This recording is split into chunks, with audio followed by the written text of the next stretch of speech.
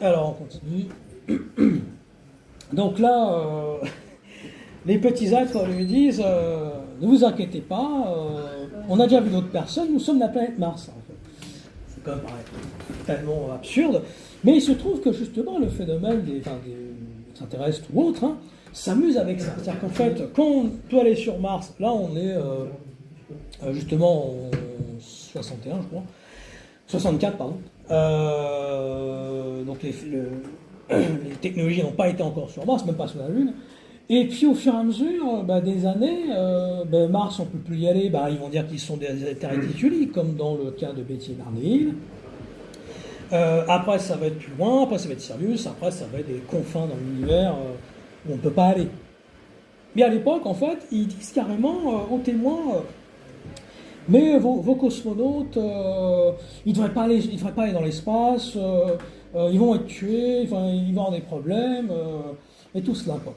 Et ce qui est intéressant donc, dans ce cas, c'est qu'aussi, ils se font de la collecte. Et puis là, ils disent qu'ils viennent tous les ans, mais bon, c'est un peu difficile pour venir.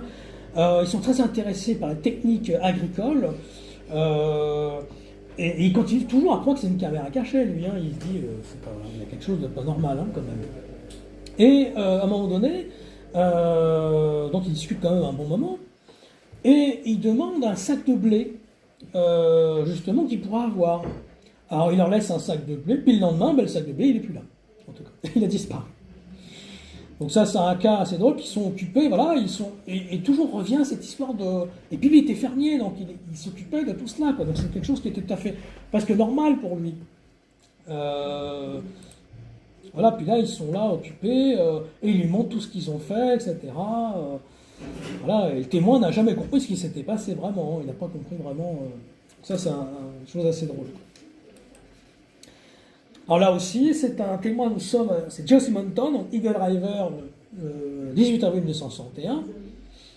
Là, c'est un témoin donc, qui est dans son jardin, et puis là, il voit un ovni qui est arrivé, et ils sont occupés, quelque chose d'anachronique, ils font des crêpes, des petits gâteaux, dans son jardin, et puis il lui demande de l'eau du puits.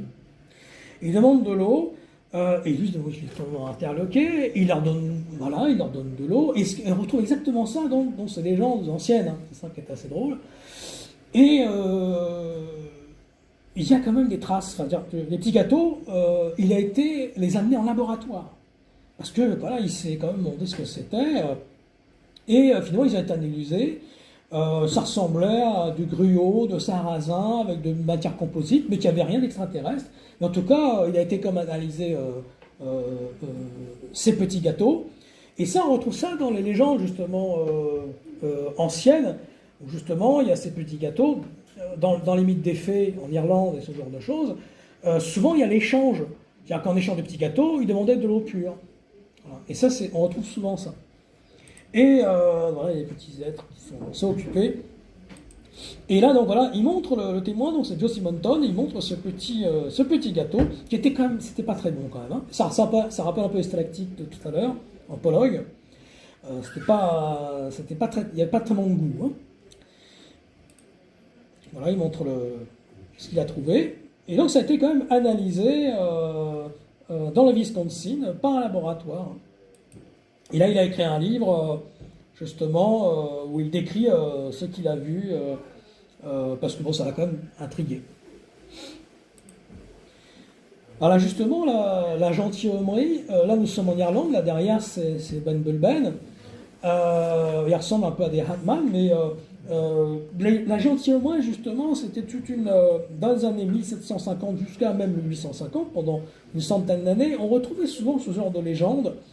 La gentilhommerie se disait comme une race aristocratique, mais qui venait en fait des fées ou de l'autre côté, justement la Magonie en quelque sorte. Et ils se présentaient justement comme des êtres qui ne prennent rien qui soit salé, mais ils prennent de l'eau pure, justement. Et souvent, dans ces légendes-là, il y avait des enlèvements, des abductions, et on retrouvait souvent ce genre de choses. En fait, les témoins décrivaient justement des êtres qui décrivaient on peut prendre tout, votre âme, tout cela, et puis on enlève des gens jeunes et intelligents, et on enlève tout, le corps, l'âme, et on le transmet dans un corps pareil au nôtre. C'est ce que la gentilhommerie disait. Et quand on fait des recherches justement, sur la gentilhommerie sur Internet, on ne trouve rien. C'est-à-dire qu'en fait, on ne retrouve ça que dans les légendes irlandaises. Il faut vraiment lire les livres des mythologies comme Vance ou comme Yeats, qui eux parlent de ces légendes-là.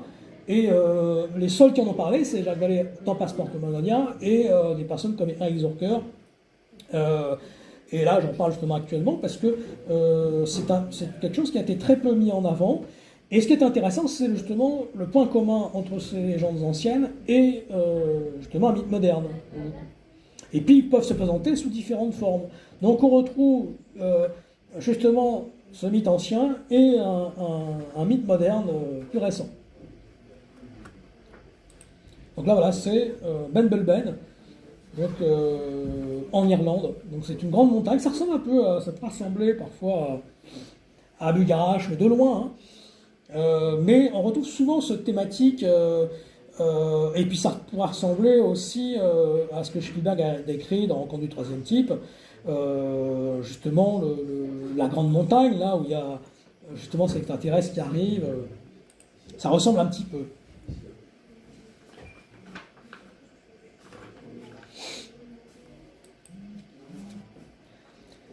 Alors là, c'est un cas justement quand on fait le parallèle entre justement les petits lutins, ce genre de choses. Il s'agit des légendes des lutins, donc des Vosges, qu'on retrouve dans le Doubs, les Vosges, le Jura, et on retrouve ces petits lutins.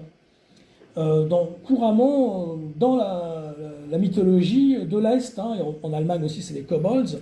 Et d'ailleurs, semblerait-il, les anciens, nos arrière-grands-parents, voyaient ce genre de petits lutins, puis ça semblait être disparu à partir de l'ère industrielle. C'est comme s'ils s'étaient retirés de l'autre côté, de leur côté, enfin peut-être en Magonie justement, de leur pays, et on ne les voit plus maintenant. Mais au début du siècle, en Islande, en Irlande, il était courant, même en Allemagne, ou Irlande, et en Bretagne, et dans les pays justement Alsace, c'était courant pour les anciens, de certains dans les bois, de voir certaines choses qui ne se voient plus maintenant. Et donc là, le mythe revient, eh bien, le 4 juin 1970, ce sont des enfants en fait, et puis ils sont avec quelqu'un qui est adulte par contre, et ils voient ce petit être qui court un peu dans les bois, il n'y a pas d'ovni là, mais ils voient cet être-là, sauf que la région Doubs, donc là c'est Yvelines, mais il y a eu Ars-sous-Sisson aussi, un peu plus tôt en 67, où on retrouve aussi du phénomène ovni, et il y avait Jean Tirode, justement, qui était un enquêteur très connu de l'époque de là-bas, qui a fait un collectage de tout le phénomène ovni, du Doubs, des Vosges, de l'Alsace, surtout le Doubs, et puis lui-même a été témoin de certaines choses, et là, cet être-là, en fait, a été vu par les enfants. Et comme dans la légende disait qu'il ne fallait pas les embêter, il ne fallait pas les déranger, parce qu'après la bergerie ou la ferme pouvait brûler. Et il se trouve que, eh bien, comme dans la légende ancienne, eh bien, la ferme, justement, en 70, eh bien, a brûlé. Alors bien sûr, ça peut être quelqu'un qui... Mais c'est étrange, là, au même moment, ça s'est passé, ils ont essayé de courir après. Ils ont essayé de courir après. Et dans un des cas, justement, il y avait un grand chien. Ça peut rappeler le Dogman ou ce genre de choses, hein, qui le Dogman aussi. C'est pareil, c'est un cas épineux, mais tout à l'heure, je présentais le Dogman dans la couverture. C'est que même le Dogman puise dans le substrat ancien des témoins, il puise dans les légendes anciennes, ce que Lionel Cabi avait expliqué aussi. Et donc là, voilà, c'est ces sortes de lutins qui font le parallèle en fait entre l'ancien mythe et le mythe actuel, puisque ça se rapproche aussi des petits êtres. Alors là, c'est un cas à Céret. Nous sommes donc le 22 août 1956, et là c'est une témoin en fait qui a cyclomoteur. Alors il n'y a pas d'ovni aussi, mais c'est un cas assez peu connu.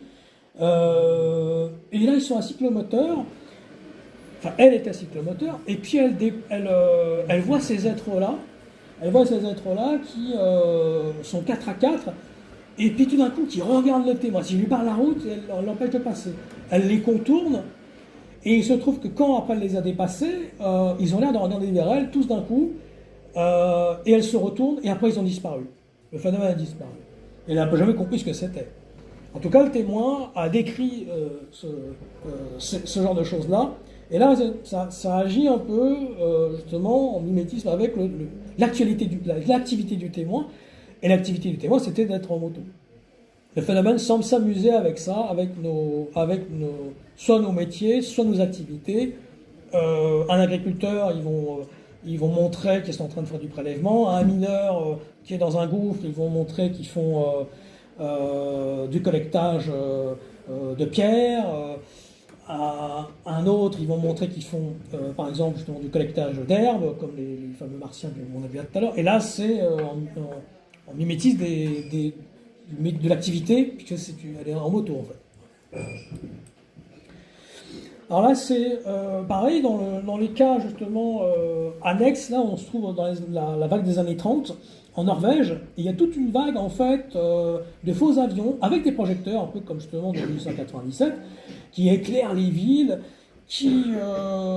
alors que les avions sont coulés au sol, habituellement, là, on est en 33-34, c'est la vague norvégienne, donc la vague de Norvège, et il se trouve que les avions en question, là, les avions fantômes, ils évoluent contre le vent, avec des temps pas possibles. Ils s'en sortent très bien, ils font même des cabrioles, etc. Les témoins et les pilotes même se demandent mais comment ils font.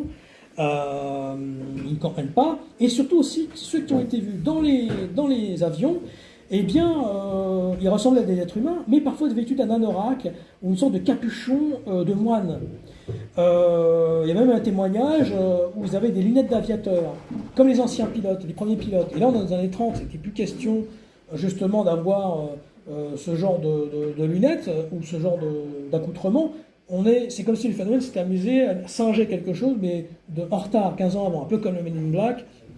Les Men in Black singent des voitures flambant neuves et qui datent des années 40 ou 50, avec des habillements comme s'ils sortaient du pressing. Là encore, on est dans la présentation. Et là, en fait, ils s'amusent avec les témoins et il y a non seulement ces projecteurs qui éclairent les villes, et là, c'est bon, ils se montrent, et en même temps, on n'arrive pas à les attraper, quoi. Donc il y a plusieurs cas comme ça, et notamment, et ces appareils, donc, ils aiment bien être vus, parce qu'ils s'exhibent dans des conditions météorologiques quand même assez impossibles, très mauvaises, alors que voilà, tous les autres avions étaient tous... Là, je reprends la présentation, voilà, cette vague. Alors, avec les faux avions, il y a aussi des faux trains. C'est-à-dire qu'en fait, il y a un peu de tout, hein. Ils s'amusent à faire plusieurs genres de mimétisme. Là, c'est en Argentine. Il y a plusieurs cas, en fait, de faux trains qui sont vus. Alors que c'est des endroits où il n'y a pas de train. Voilà. Et donc, avec des sortes de phares qui plongent, qui sont à l'avant, avec il n'y a aucun chemin de fer. Donc là, en juillet 1968, en Argentine, c'est un témoin en fait qui voit justement un train qui vient de nulle part, on peut dire une sorte de train fantôme. Et ça revient sur plusieurs cas, notamment en Argentine et aussi sur d'autres endroits. Mais c'est vrai que l'Argentine revient. Il y a plusieurs cas en Argentine justement avec des sortes de lumières de faible couleur orange, avec une structure souvent de 50 mètres de long, ça revient, et dont les contours se font dans l'obscurité. Et on voit souvent ce genre de cas. Et à chaque fois, en fait, le train semble être hors de la voie ferrée qu'il est censé suivre. Donc c'est pour ça qu'en fait, ça, c'est souvent les témoins ne comprennent pas ce qu'il se passe, quoi. Il y a plusieurs genres de cas. Donc le phénomène s'amuse à imiter pas mal de choses, et notamment là, c'est des trains. Alors là, il s'agit de gendarmes qui ont vu, c'est un cas assez connu, Saint-Clair donc on a en 93, en fait, c'est deux gendarmes qui patrouillent donc, sur la commune de Saint-Clair-du-Rhône, en Isère. Et puis là, au départ, ils pensent que c'est un avion en difficulté, ils pensent que c'est quelque chose qui a un problème, mais il n'y a ni aile, ni empennage, ni gouvernail. Et là, eh ben, il l'identifie comme une sorte de TGV volant, quoi. Il comprend pas ce qui se passe. Le faux TGV est estimé à 40-50 mètres de hauteur et diamètre de 8 mètres, avec justement des hublots rectangulaires. Et puis surtout, il y a une sorte d'émission de vapeur qui est émise. Et même, il n'y a aucune anomalie en ce qui concerne l'éclairage public. Et puis tout d'un coup, le phénomène s'évanouit comme une dématérialisation. Et alors cette enquête justement a été faite justement à Marseille par l'association Magonia. Alors pour le coup, voilà, il y a des associations qui s'intéressent. Et c'était une enquête par Denis Alarcon, donc qui a fait cette enquête dans les années 90. Et donc il y avait une association qui s'intéressait aussi au mythe de la Magonie à Marseille. Ah, ce cas assez étrange.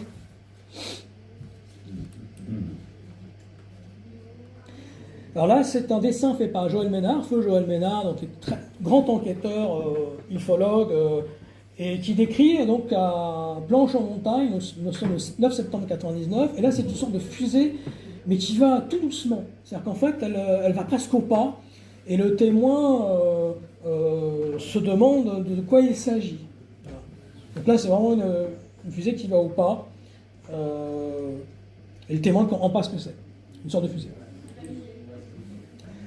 Alors là, c'est une sorte de HLM volant qui est vu à 50 ans en Yvelines. Et il y a plusieurs témoins. Hein, et c'est quelque chose qui est estimé à 100 mètres de long et 20 mètres de large. Et ce qui est intéressant d'ailleurs dans ces témoignages, c'est que sur certaines villes sont vus parfois des triangles noirs. Et parfois 2 ou 3 témoins voient des triangles noirs gigantesques. Et ce qui est quand même étrange, c'est que la population ou la ville devrait le voir normalement. Et il se trouve que personne ne voit rien, sauf les 2 ou 3 témoins qui sont presque, le phénomène semble les plonger dans un effet dose, en quelque sorte. Et cette histoire d'effet dose, eh bien, c'est l'idée que le témoin est pris dans la bulle, on va dire, du phénomène. C'est ça qui est intéressant. Donc là, il y a ce sorte d'HLM qui est vu gigantesque. Donc les témoins, il y a plusieurs témoins, il y a des sortes de fumées blanches qui sont vues aussi. Des forains ont vu l'incident également. Et ils ont affirmé aussi qu'un engin identique avait été vu le même soir à Nantes. Voilà. Alors que là, on est à 50 ans en Yvelines. Pareil, dans le même style, on est en janvier 2000, où là c'est à Saint-Louis dans le Missouri, où là 4 témoins remarquent un objet céleste. Donc là, voilà, plusieurs témoins ont vu ça, une sorte de forme parallépipédique qui ressemble à un bâtiment. Et 3 officiers de police ont vu aussi ça, ils ont décrit la même chose en fait. Donc là, encore une fois, le phénomène semble singer ou montrer différentes choses. Ça peut être des faux trains, des faux avions, ça peut être des fausses motos. Ils s'amusent toujours à imiter quelque chose. En fait. J'ai fait sa présentation aussi. Alors là, ce sont 2 infirmières et qui voient en fait ces sortes d'ovnis. Là, on a en 75. Et en forme de seringue, justement en regard de leur métier. Donc j'ai fait sa présentation aussi. Et là, on dirait des petits avions sans ailes, disent les 2 infirmières. Et ça a duré très peu de temps. Mais elles ont vu quand même des petits êtres qui avaient l'air dedans, en fait. Et comme ça semblait une sorte de crayon. Elles se demandaient bien ce que ça pouvait être. Quoi. Mais encore une fois, le métier du témoin est en corrélation avec le phénomène. Là, en 1974, à Soupe-sur-Loire, en Seine-et-Marne, où c'est un petit engin qui ressemble un peu à celui du capitaine Nemo, avec des sortes voilà. Et là, j'ai fait sa présentation aussi, où, pareil, là, dans le périmètre de la vision, il y avait une sorte de dirigeable, un vrai, pour le coup, qui était visible dans le coin. Mais là, sauf qu'il n'était pas comme ça, dirigeable, évidemment. Là, ce qu'elle voit là, elle décrit ce curieux, voilà, avec ses rayures jaunes, avec des formes d'oreilles à l'avant, et après, l'objet, il disparaît. Il faisait quand même 8 à 9 mètres de longueur. Et ce qui est drôle, c'est que le phénomène s'auto-invalide, puisque comme il y avait d'autres dirigeables dans le coin, d'Oudière, eh bien, on leur a dit, mais non, ce que vous avez vu, c'est le dirigeable. Sauf qu'elles, ils ont bien vu ça. Mais le phénomène choisit peut-être à un moment donné de se fondre dans la masse et en mimétique de montrer une certaine forme. Et en même temps, il y a d'autres formes, il y a d'autres choses qui se passent au même moment qui ressemblent à l'engin et de manière à se camoufler, une sorte de camouflage. Là au-dessus, c'est donc salle de Villenafan en 74, c'est un témoin en fait qui s'occupe des lumières de la SNCF, c'est-à-dire qu'en fait il s'occupe des chemins de fer, et il se trouve qu'un phénomène ovni apparaît devant lui qui fait exactement le même balayage que son métier.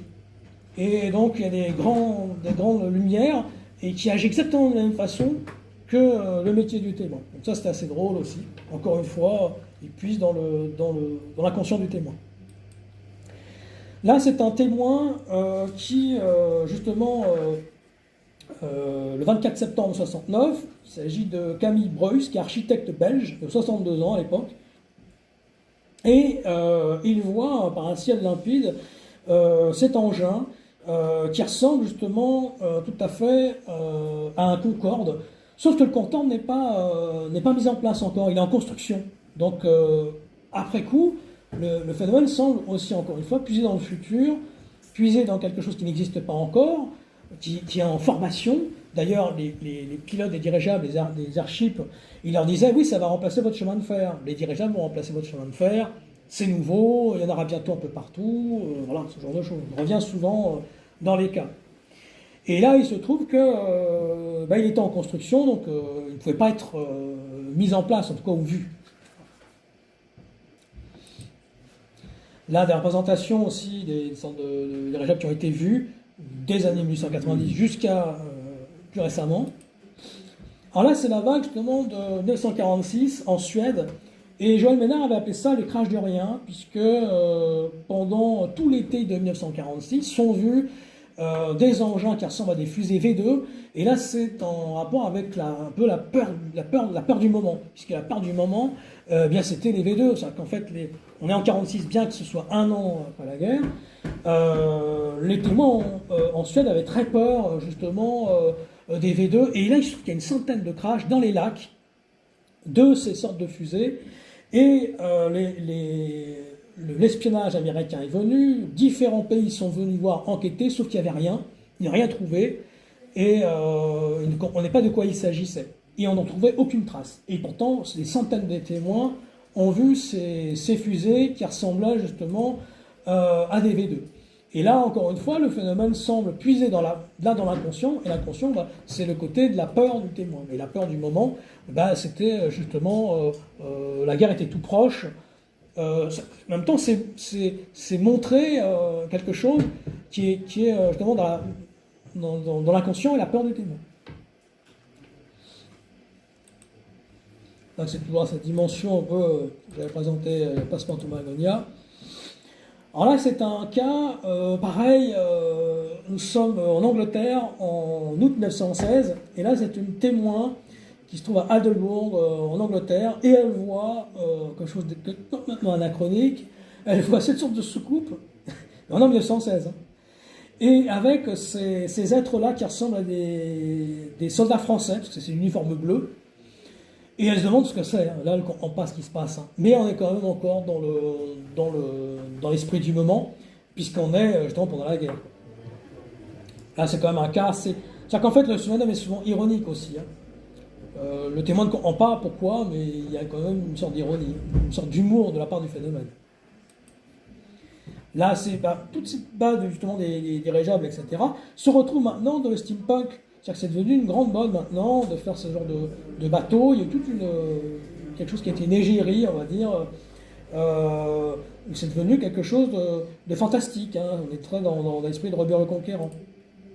Là, j'ai fait une représentation justement du bateau aérien de Robert le Conquérant de 1886 de Jules Verne. Dans le roman, en fait, il se présente comme ça. En fait. Alors là, c'est un cas aussi Nous sommes le 13 mai 1980 dans la province de Liège, en Belgique. Et là, c'est un témoin qui travaille dans une usine en fait où il crée des champignons, pas hallucinogènes pour le coup, mais des vrais champignons. Et il se trouve qu'il voit une sorte d'ovni qui est métallique, mais qui ressemble aussi justement peut-être à une sorte de champignon aplati un peu. Et quelque chose d'assez anachronique arrive. Eh bien, c'est que deux petits êtres apparaissent. Deux petits êtres apparaissent, des petites entités, et puis, pareil, ils parlent dans une langue que les témoins ne comprennent pas. C'est pareil, toujours ça revient, ils sont en train de discuter, et à un moment donné, l'entité regarde le témoin et lui dit, en français, mais qu'est-ce qu'on fait ici? Alors, les petits êtres ont l'air de faire 1m50, et leur visage paranormal, un peu rond, mais un peu comme la peau gris pâle. Hein. Et là, en français, un des personnages dit: est-ce que je pourrais en avoir des champignons pour le coup? Et le témoin dit: certainement, oui, je vais vous en chercher. Mais il est comme surpris, quoi. Il se demande ce que c'est. Il ne pense pas forcément en fait, à un ovni, hein. Il se demande ce que c'est. Et il commence à vouloir en donner plusieurs. Et là, le témoin, l'être, lui dit: non, non, seulement un. Alors l'homme s'exécute, il donne ce champignon dans la main tendue. Et puis là, l'un des personnages fait demi-tour, il rejoint l'appareil, il remonte dans l'escalier, et après, l'engin s'en va. Voilà, c'est quand même un cas encore dans l'absurdité. C'est un cas représentatif de l'absurdité liée au comportement du phénomène ovni.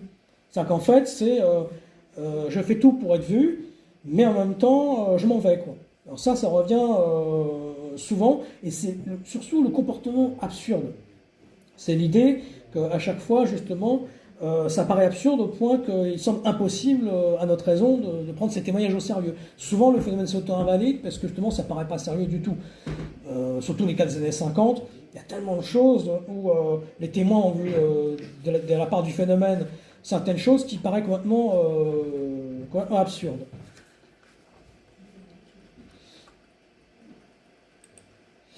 Alors là, nous sommes en 1955, le 15 novembre, et il est 21h55, nous sommes entre Wissembourg et Lottoibourg, dans le Bas-Rhin. Et là, il se trouve que le témoin voit une sorte de fusée volante. Alors il y a un cas, justement, en 1930 à Montréal, en Ardèche, où Harry Zorcher a enquêté, il a retrouvé la petite fille du témoin, et c'est un des premiers cas OVNI, en 1930, où justement, il y a une sorte de fusée qui est apparue, aux témoins, et il y a eu plusieurs témoins, et elle faisait au moins 10 mètres de haut. Et le témoin ne savait pas du tout ce que c'était, on est en 1930. Là, en 55, rebelote, c'est une sorte de fusée qui apparaît, et le témoin peut même compter, parce que ça dure un petit moment, il peut compter presque les hublots, et il envoie 25 par 25, et puis il compte, et puis pour lui, il y en a 76, ce qu'il voit lui. Et le phénomène quand même fait 375 à 400 mètres quand même de haut pour lui. Il y a une sorte de trait de feu qui part au bout de la fusée. Et puis il y a des sangliers qui sont là, qui frôlent l'engin, qui ont peur un peu. Et puis l'engin en fait semble décoller après coup.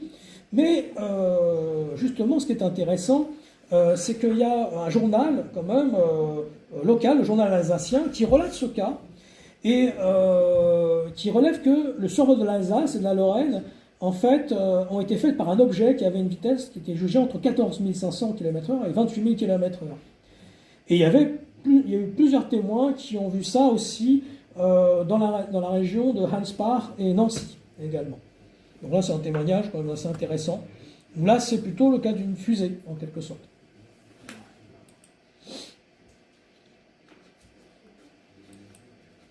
Toujours le même cas. Là, la représentation justement un peu du mélange, j'ai fait une sorte de mélange avec le petit diable en John Collier, toutes ces dimensions.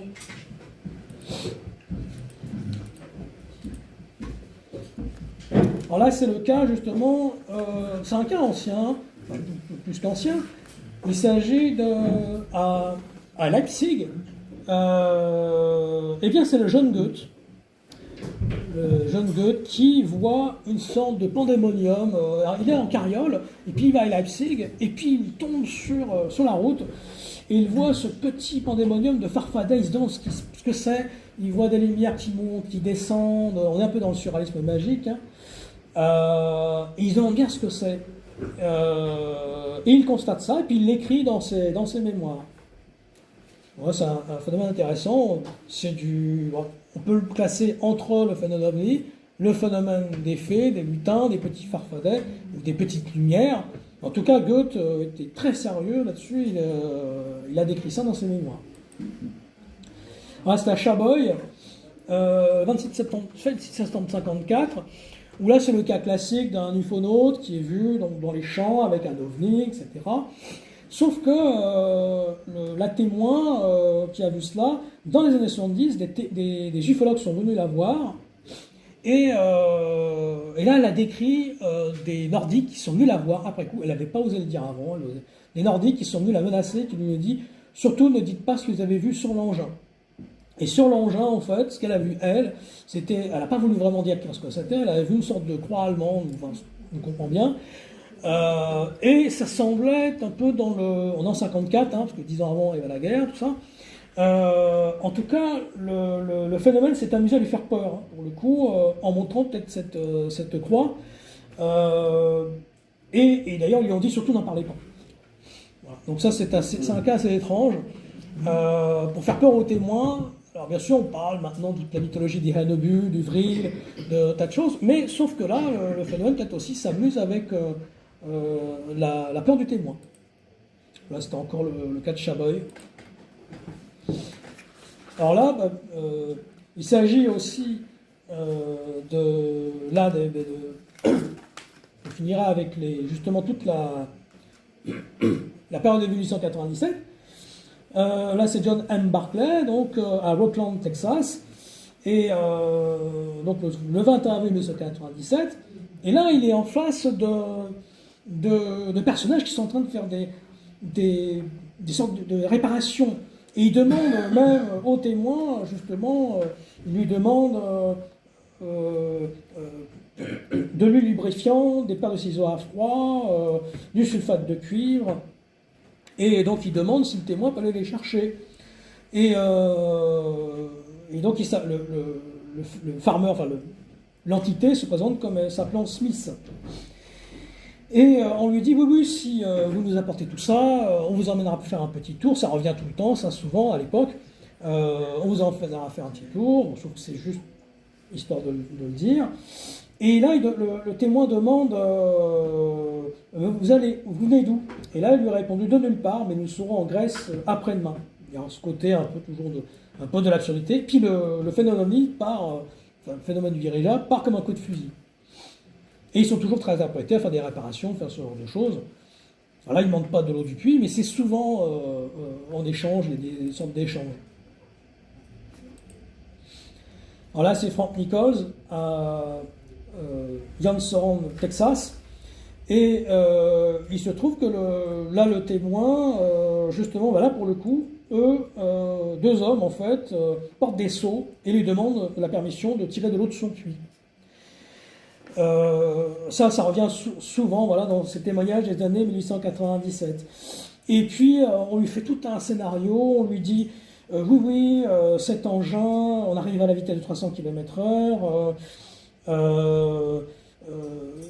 bientôt, ces objets-là, on les retrouvera dans l'Iowa, il y aura une usine qui sera faite, vous aurez ces engins un peu partout, et ça revient souvent, que justement, le problème de la navigation aérienne avait été résolu, que le bateau avait été construit dans une matière récemment découverte, qui avait la propriété de se maintenir elle-même dans l'air. Il faut savoir qu'à l'époque, il y a une guerre un peu entre le plus lourd que l'air, et certains disent non, ça n'existe pas, et le plus lourd que l'air a finalement remporté.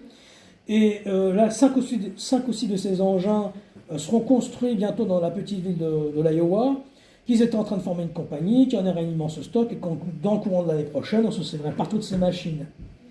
Et ça revient souvent, il raconte beaucoup de fariboles, ça amuse souvent à faire croire des choses aux témoins qui n'arrivent pas.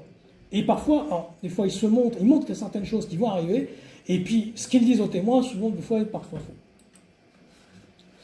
Là, encore une fois, ces fameux ces dirigeables de 1888 qui ressemblent à des sortes d'avions.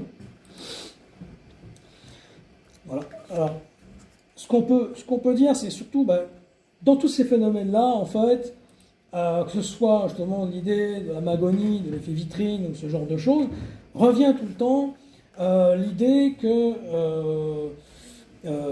on peut poser en fait une question. C'est toute l'activité au sol ne serait-elle pas un gigantesque effet vitrine, enfin ce qui concerne le phénomène OVNI, dissimulé derrière des prétextes en quelque sorte. Plusieurs témoins qui se trouvent là sont toujours là au moment précis. C'est-à-dire qu'en fait, il n'y aurait pas de témoin, il n'y aurait pas d'OVNI en fait. Le phénomène semble toujours être là quand il y a un témoin. Sinon, il ne se montre pas. Et c'est ce qu'on appelle la dimension spéculaire, dimension miroir. On peut l'appeler de plusieurs façons. Et donc, ce qui est intéressant, c'est que souvent, quand on voit dans cette perspective-là, on s'aperçoit que toutes les activités de l'activité humaine sont symboliquement en fait en relation avec ce que fait le phénomène OVNI, c'est-à-dire spéculaire.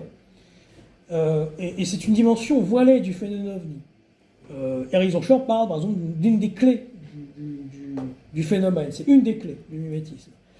Et on constate que sont mimés des activités des paysans, des laboureurs, des cueilleurs, des ouvriers, des travailleurs divers, des aviateurs, des extraterrestres en panne. Et l'activité en fait qui est toujours spéculaire, donc le miroir ne s'arrête d'ailleurs pas à cela, puisqu'en fait on voit des comportements collectifs. Il y a une sorte d'état d'esprit en fait à chaque fois qu'il revient, ou des réalités matérielles, comme des voitures, des hélicoptères, des dirigeables, des avions. Et ça, c'est un concept qui a eu lieu dans les années 70-80. Des gens comme Pierre Viroudi et Jean-Jacques Gaillard ont développé cette théorie-là qui était très en avance à l'époque des années 70 et qui était même mal vue. Hein. Même Jacques Vallée à l'époque avait été débunké puisqu'il commençait à parler. Lui, il était contre l'hypothèse achetée. D'ailleurs, Chroniques des apparitions extraterrestres, qui était le titre français de Passeporto Magonia, à aucun moment, lui, il ne parlait d'extraterrestres en fait. Il parlait d'entité, d'un système de contrôle, de quelque chose qui était au-delà de nous. Voilà. Donc c'est ça qui est intéressant. Et cette théorie-là revient un peu maintenant, soit mes travaux, mais aussi les travaux de Philippe Solal. On voudrait peut-être reformer un collège invisible, hein, avec peut-être justement pour... C'est une autre façon de voir les choses en fait. C'est une autre façon différente et qui montre en fait que le phénomène va plus loin en fait qu'un simple tollé-boulon, que le simple tollé-boulon. Donc cette intelligence en fait, ou ce système de contrôle nous répète donc invariablement la même histoire. Et en fait se joue de la physique, des croyances matérialistes qu'elle ne cesse de regarder, avec une sorte de forme d'ironie en quelque sorte. À chaque fois, elle nous dit que la technologie qu'on a, dont on est si fier, eh bien c'est pas grand-chose. Puisque en fait les apparences sont trompeuses et la matière est malléable. Et en fait, c'est pas la matière qui est en jeu, c'est un peu son statut qui est mis à mal en fait, qui est brocardé. Et donc en fait, le phénomène s'amuse à dire en quelque sorte, ou à montrer la réalité différente de ce que vous imaginez. La preuve, c'est parce qu'on peut vous faire montrer n'importe quoi. C'est un peu comme dans Mime avec Merlin. Donc derrière ces facéties, ce côté ironique, il y a une sorte d'aspect démiurgique qui pourrait émaner en fait du phénomène, et avec une physique très difficile à appréhender. Une sorte justement d'hyperphysique, en quelque sorte. Et donc, ce qui est plus largement, en fait, le phénomène, en fait, a accès, semble-t-il, à des pans entiers de notre tradition humaine, des éléments culturels, des éléments de l'inconscient, des éléments du substrat, en fait, de nous. Et donc là, c'est pour ça qu'on revient à Jung. Et cette activité ignore en quelque sorte un paramètre temporel. C'est-à-dire qu'en fait, il y a une dissolution du contexte historique qui lui est rattachée, et tout se passe comme si cette intelligence avait accès à une source inépuisable d'informations de notre passé, de notre inconscient, et que, il mixe un peu, et il s'amuse, un peu comme une IA, à mixer ces éléments sans aucune nuance, et s'amuse tout le temps à se faire passer pour quelque chose qui n'est pas forcément. Il nous montre, nous, en quelque sorte. C'est en ça où il y a l'histoire de l'âme du monde.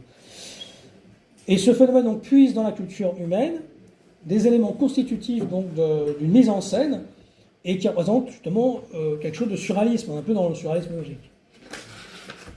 Pour conclure, en fait, on peut dire que la nature en fait du phénomène, eh bien, c'est l'élusivité et en même temps il se montre et en même temps il s'auto-invalide. Il se cache et il se montre en même temps. Et à chaque fois, c'est une sorte d'ostentation voilée. Et donc, il y a une sorte d'effet vitrine qui paraît irréfutable parce qu'elle est systématique. Et aussi, il y a le métalangage. Des fois, c'est le nom du témoin ou le nom du lieu de l'apparition qui agit exactement en quelque sorte en miroir du phénomène. C'est-à-dire qu'en fait, il y a un lien avec le phénomène, avec le nom du témoin et aussi soit l'activité et c'est cette part mimétique. Donc il y a toujours ça qui revient. Donc voilà, c'est de cette ufologie-là dont je voulais parler. Et c'est pour ça qu'un peu, il y a tous les mythes qui sont en même temps. Et chacun voit en fait ce que le phénomène semble mimer. En sorte, chaque représentation, les uns vont voir le Hatman, certains vont voir du phénomène ovni, les autres vont voir l'apparition de la Vierge, d'autres Dogman, d'autres des Templiers, des incarnés, des petits lutins, des Fellowing. Et à chaque fois, il y a toujours cette dimension qui revient. Voilà ce que je vais représenter ici, ce soir. Merci. Voilà. Merci.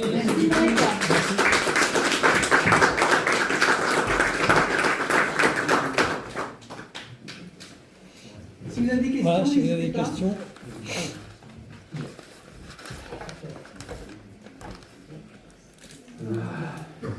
Belle illustration.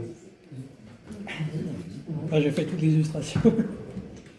Mais est-ce que tu parles d'un phénomène ou deux phénomènes au pluriel? Parce que est-ce que ce que tu nous as présenté ce soir, est-ce que tu penses que ça a la même origine que ce que l'on voit par exemple aux États-Unis depuis 2017, ces OG, tic-tac, etc.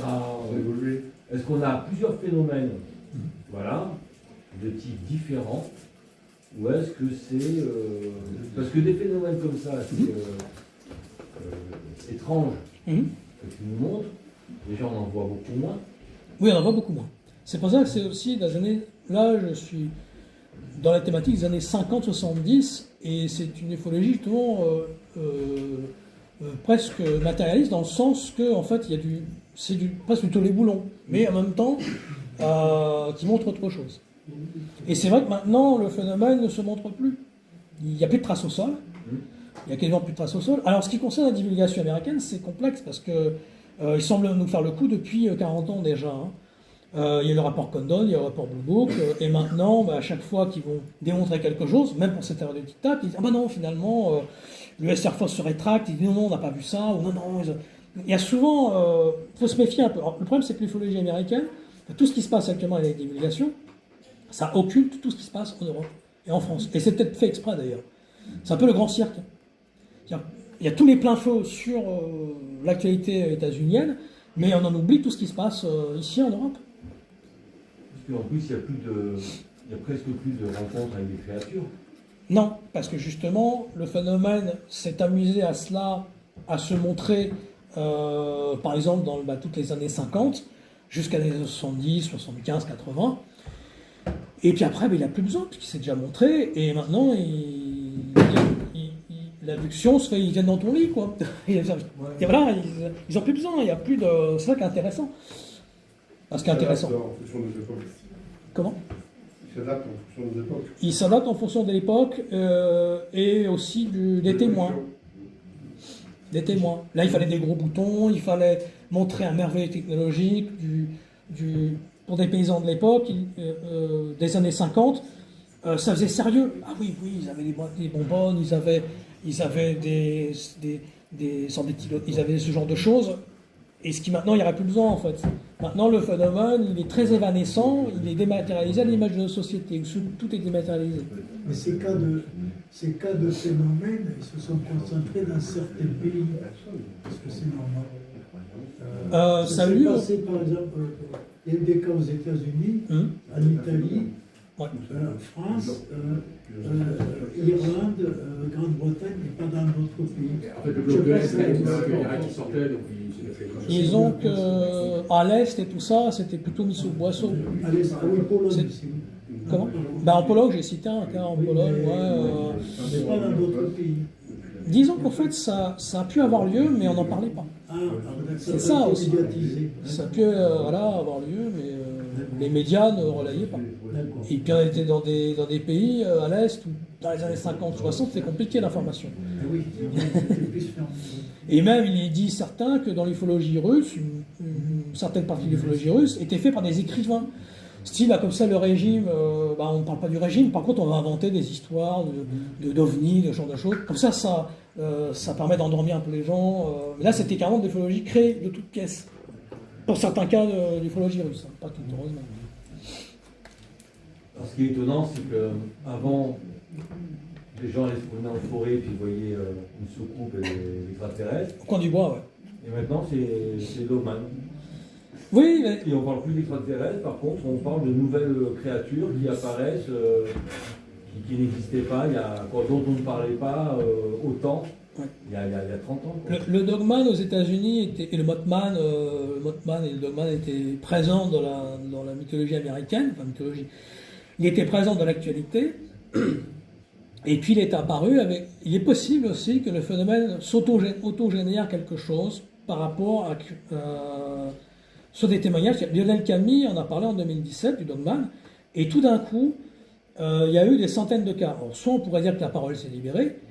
Moi, je pense que, au contraire, eh bien, ça se trouve, certains ufologues ou certaines personnes peuvent créer un égrégore, créer quelque chose, et là, tout d'un coup, le phénomène puise dans cet inconscient, puise les quelques cas, et là, il en fait il y a énormément de cas qui se présentent, mais parce que le phénomène s'amuse avec ça aussi. C'est possible. Justement, là, ce que tu évoques, est-ce que ça peut nous faire penser à l'apparition de Fatima? Oui, en 1917, oui. Ouais. Oui, oui aussi. Puis il y a un cas aussi, j'ai en tête le nom, où est apparue au-dessus d'une église une grande croix, une croix gigantesque, la croix de Minier.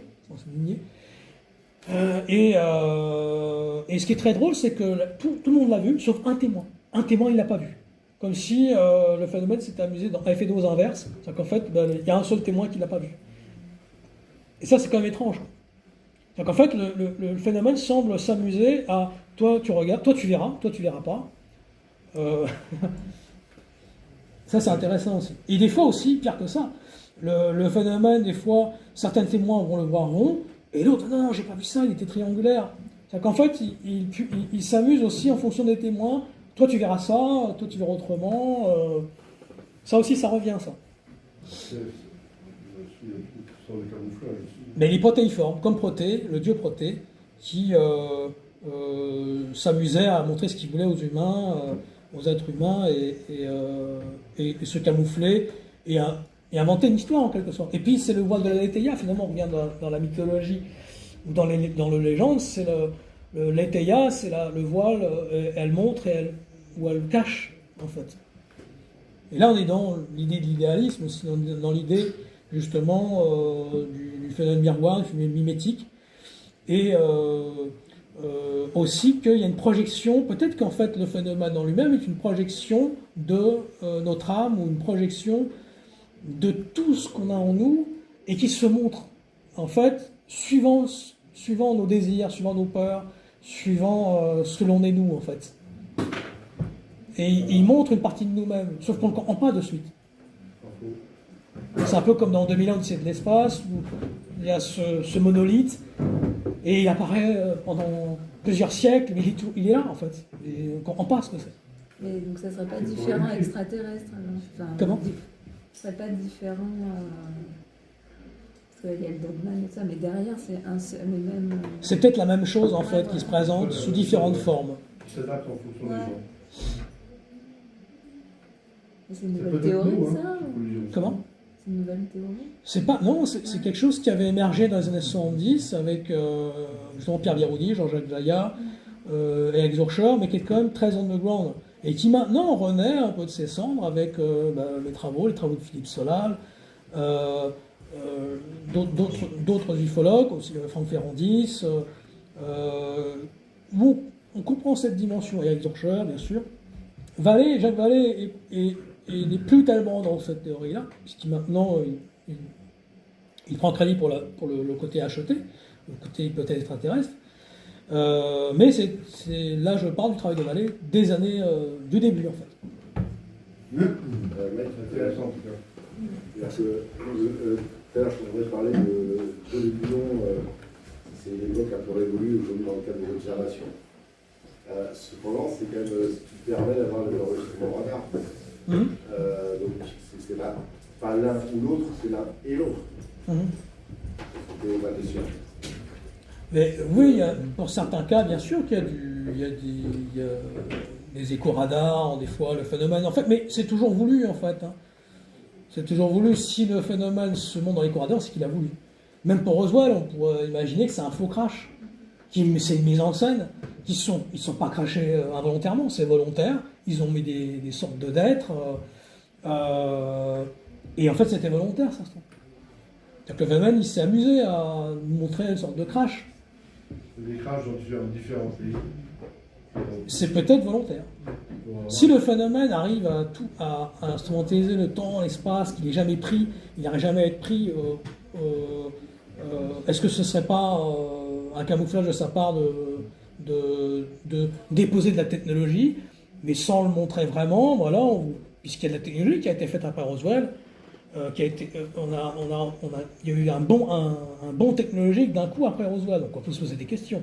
Il y a peut-être justement du matériel qui a été retrouvé, mais est-ce que ce n'est pas volontaire de la part du phénomène, pour nous faire avancer sans qu'on le sache vraiment? Il y a OVNI et Conscience, le livre qui a été fait Oui. avec Philippe Guillemont, Guillemont, ouais. Fabrice Bonvin. Solal aussi, Daniel Robin. Il y a une chose intéressante pour le sol. Au départ, il y avait des missiles sol-air qui devaient être mis sur le plateau de Valensole. Le général de Gaulle, en 1964, avait été d'accord pour les mettre là. Et finalement, pour une raison ou une autre, ça a été mis au plateau d'Albion. Et ce qui est intéressant, c'est que le phénomène, on sait qu'il est intéressé par le nucléaire. Stéphane Royer fait beaucoup de choses là-dessus, qui était ancien président des repas ufologiques. Il parle justement de ces liens entre ovni et nucléaire. Et ce qui est drôle, eh bien, c'est que là, le phénomène semble être là au moment où il y a quelque chose de nucléaire qui va arriver, mais qui n'arrive pas finalement. Mais dans une ligne de temps, il aurait pu arriver. Et ce qui est drôle, c'est que dans le phénomène de Valensole, eh bien,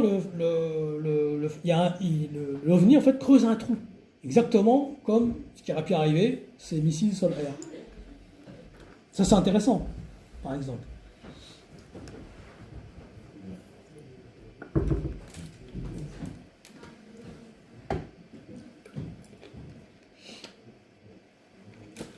Je passe à d'autres questions.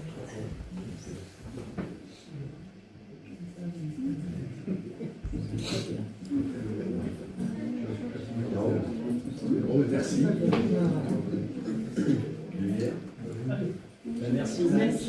Merci à vous d'avoir été patient. Alors,